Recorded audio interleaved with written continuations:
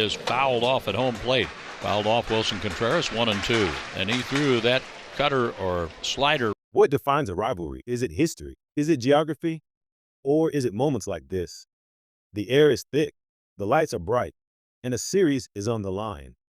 After a frustrating hour-long rain delay that tested everyone's patience, the stage is finally set for the climax of one of baseball's most storied matchups. This isn't just another game. This is the rubber match. This is for bragging rights. This is Cubs versus Cardinals. Welcome to Baseball Extra, where we go beyond the box score. For the next 40 minutes, we're going to break down every critical play, every strategic decision, and every heart-stopping moment of this modern classic. Tonight's pitching matchup is an absolute gem. For the St. Louis Cardinals, you have the veteran ace, Sonny Gray. He was practically untouchable in his last start against the Dodgers, and his numbers when pitching here in St. Louis are just phenomenal. Facing him is the Cubs sensation, Shota Imanaga. The Japanese import has been a revelation, coming off a brilliant quality start of his own. Two elite pitchers, both at the top of their game, ready to duel it out. This is exactly the kind of high-stakes baseball we live for here at Baseball Extra. So grab a seat, because we're diving right into the action, inning by inning. Top of the first inning. The Cubs are looking to set the tone early against Sonny Gray. Seiya Suzuki steps in, a player known for his disciplined approach. And right away, he rips a hard hit ball into the gap in center field. That's a loud single to lead things off. Victor Scott Jr. gets to it quickly, but the message is sent. The Cubs came to hit. After a walk to catcher Carson Kelly, the pressure immediately mounts on Gray. There are two runners on base with only one out, bringing up the lightning-fast rookie, Pete Crow Armstrong. Now, let's set the stage for this at-bat. Crow Armstrong, or PCA, has been in a deep slump, just one hit in his last 27 at-bats. The Cardinals know this. The Cubs know this. And you can feel the weight on the young man's shoulders. The count runs full to 3-2. With two on, the runners will be going. The pitch is delivered, and it's a ground ball to the right side. It becomes a foot race to the first base bag. Gray sprints off the mound to cover the bag, and he just barely beats the speedy Armstrong to the base for the out. An aggressive play by Gray, and a huge opportunity missed for the Cubs. They leave two runners stranded, and the Cardinals escape the early jam completely unscathed. A huge sigh of relief for the home crowd. Now it's the Cardinals' turn to face Shota Imanaga in the bottom of the first. If you haven't watched Imanaga pitch yet, you're in for a treat. He has this unique, deceptive delivery and a devastating splitter. He gets the first two outs efficiently, bringing up former Cub, Wilson Contreras. There's always a little extra energy when a player faces his old team in the Cubs versus Cardinals rivalry. Contreras battles, fouling off several tough pitches. On one of them, a sharp cutter, the ball deflects off his bat and catches him squarely on his leg.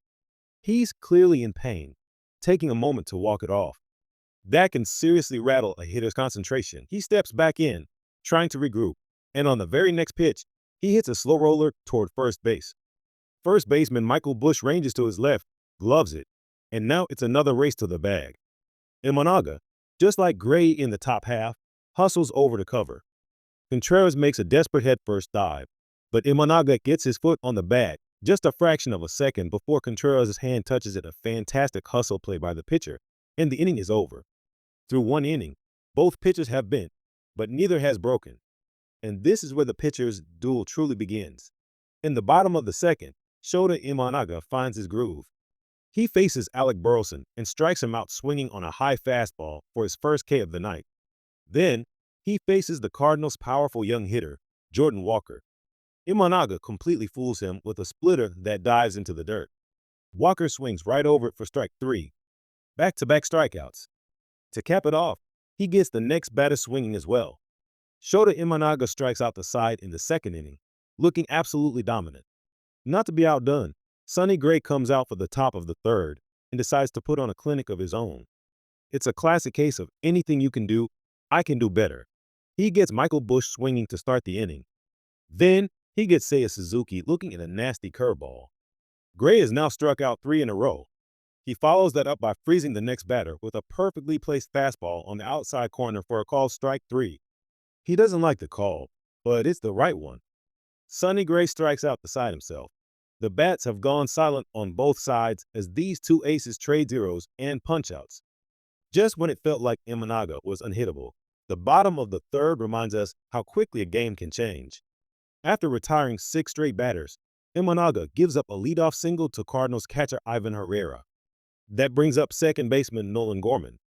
Imanaga delivers the pitch, and Gorman connects, launching a high fly ball to deep left center field. This ball has a chance. The outfielders are racing back, tracking it to the wall, and it is gone. A 2-run home run for Nolan Gorman. Just like that, the scoreless tie is broken. The Cardinals strike first. That was a mistake pitch from Imanaga. He left a fastball up in the zone, and Gorman did not miss it. The home crowd erupts. After all the strikeouts and dominant pitching, it's the long ball that put St. Louis on top, 2-0. Now, how will the Cubs respond? The top of the fourth presents a golden opportunity for Pete Crow Armstrong to redeem himself after that first inning groundout. He steps to the plate and manages to fight off a pitch, lining a base hit into right field. It wasn't crushed, but for a player in a slump, any hit feels incredible. That single must have felt like a massive weight was lifted off his shoulders. And now, his biggest weapon comes into play, his speed. PCA is an elite base runner. He gets his lead off first. On the pitch, he's off. The throw from the catcher is not in time, and Pete Crow Armstrong has stolen second base with ease. That's his 30th stolen base of the season, a remarkable achievement for the rookie. Now the Cubs have a runner in scoring position with less than 2 outs. The momentum feels like it's shifting back, but the Cardinals are a savvy veteran team. Gray and his infielders know that PCA might be aggressive, maybe even looking to take third. Gray throws over to second once to keep him close. Then, on the very next pitch, instead of delivering to the plate, he wheels around and fires a perfect pickoff throw to shortstop Mason Wynn, who applies a quick tag. Armstrong is caught leaning. He can't believe it. He thought he was back safely, but the umpire signals out. A brilliant, veteran pickoff move by Sonny Gray, and a costly mistake from the young rookie. A potential rally is snuffed out just as it began. That is a soul-crushing play for the Cubs and a massive momentum killer. We move to the top of the fifth. The Cubs are still trailing 2-0 and are in desperate need of a spark. Dansby Swanson leads off and hits a routine ground ball to third baseman Nolan Gorman.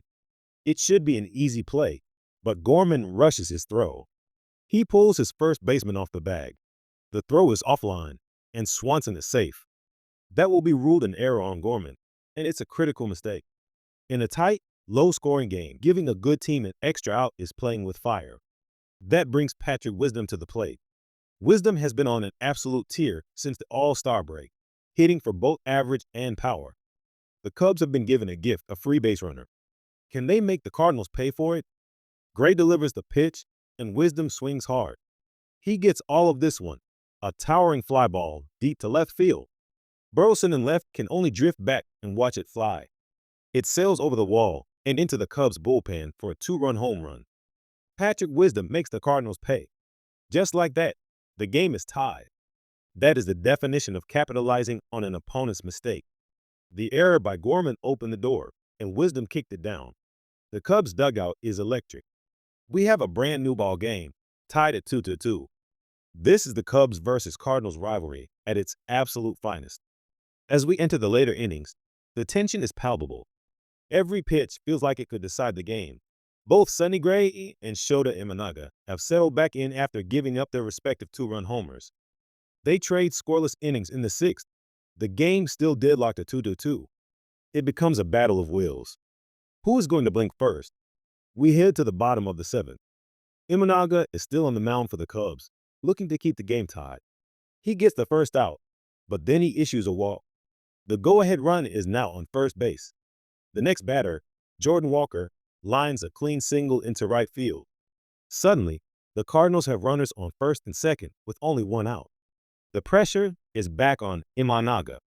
With runners on, Jordan Walker, who is surprisingly fast for his size, takes off for third on a delayed steal.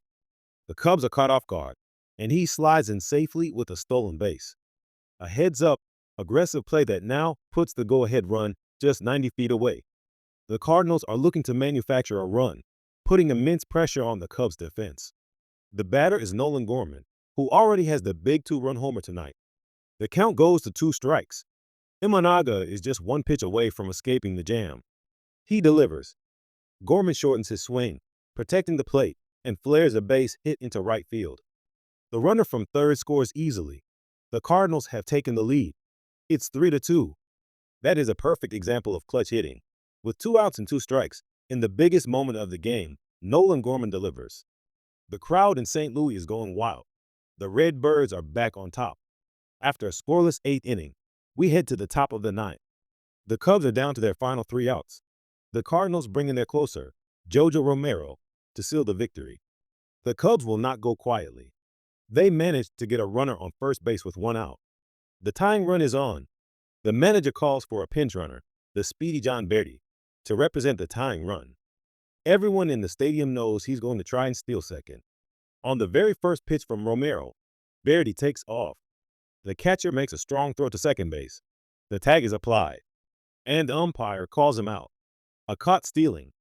A massive, game-changing play. Or is it? The Cubs manager, Craig Counsell, is immediately out of the dugout. He's challenging the play. They are going to the replay review. Let's look at this again here on Baseball Extra.